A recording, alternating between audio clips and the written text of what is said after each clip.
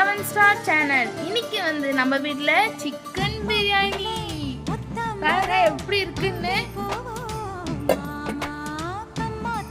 நல்லா chicken pizza நல்லா வெந்துருச்சு. நல்லா தம்ல வச்சு எடுத்தது பிரியாணி. இது செம்மையா இருக்குது. வாங்க சாப்பிட்டு பார்க்கலாம். உதிரி உதிரியா இருக்கு நல்லா.